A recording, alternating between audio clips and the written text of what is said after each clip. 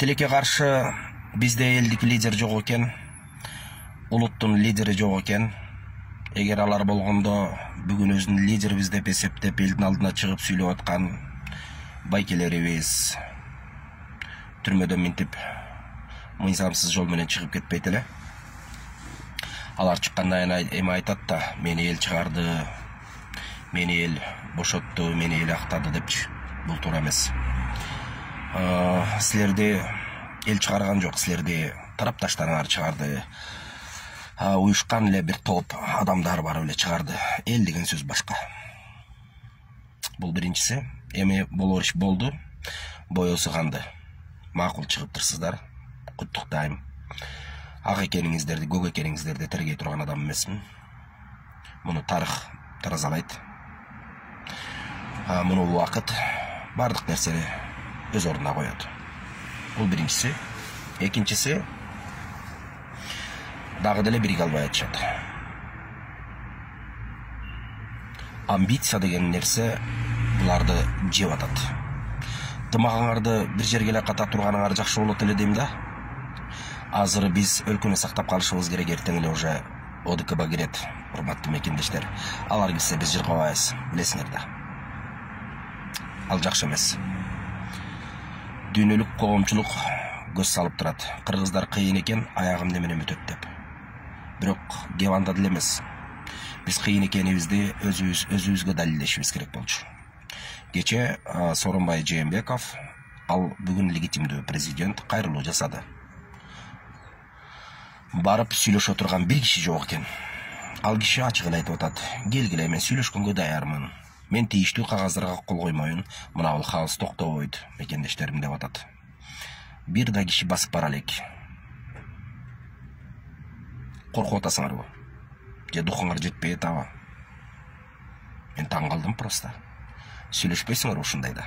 Ысыгында темирди ысыгында чап дейт. Ысыгында чаппайсыңарбы? Барып сүйлөшпөйсүңөрбү? Ооба, ушундай болуп калды. Сиз мындай кылып бериңиз. Отставкага бериңиз. Же болбосо иштеп бериңиз. Же болбосо антиңиз минтиңиз деген бир киши жок, Кресло талашып отурасыңар. Бет барбы силерде? Эгерде колуңардан келбесе, буга чейин чындап эле өзүңөр айтмакчы, анда ким деп алаканыңар жайып атпайсыңарбы? Бул дагы силердин күнөөңөр. Буга чейин бир дагы адамды, бир дагы жаштардын өкүлүн тарбиялап турсаңар да демек. Эч кимди даярдабапсыңар да демек. Ушунун бардыгына силер күнөөлүүсүңөр. Себеби силер канча бир жылдан бери бийлик бутактарында иштеп келатасыңар. Ушунун бардыгына силер жооп бересиңер. Бирок маселе мында дагы эмес. Азыр мамлекетти мыйзам жолуна салыш үчүн силер конкреттүү иш-чараларды кылган жоксуңар. Амбиция дегенди бир жериңерге тыга тургула, урматтуу лидерлер, бир жерге ката тургула, андан өлүп кетпейсиңер. Талашпай тургула, тартышпай тургула, бириккиле. Анан бир адамга ишеним көрсөтүүгө туура келет азыр. Бир гана адам, ал бир эле орунда премьер-министрликчи. Жана Токтогазиев деген, Тилек деген мырза, мен сизге айтат элем, сиз эми жашсыз да, азыр сизди сындырып коюшат, алдап коюшат, сизди жөн эле чаап коюшат. Сизде стажы деген жок да, опыт деген жок да сизде.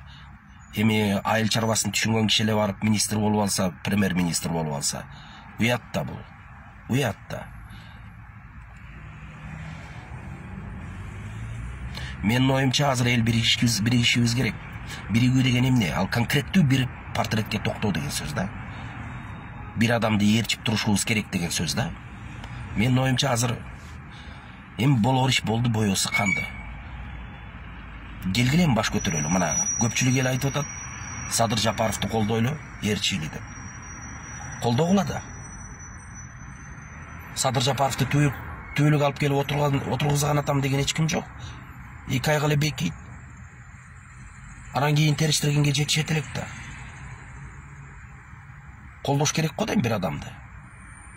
Суробалдиева жүрөт тиякта, амбиция сокмуш экен. Жанар Акаев жүрөт тиякта, Момбеков деле кыйкырып атат баягыдай. Болду, токтоткула да. Уялбайсыңарбы?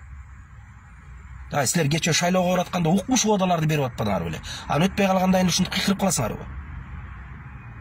Укмуш убадаларды берип атпадыңар беле? өнүгүү жөнүндө сүйлөп атпадыңар беле? Мамлекеттин тынчтыгы жөнүндө сүйлөп атпадыңар беле? Кана сөзүңөр?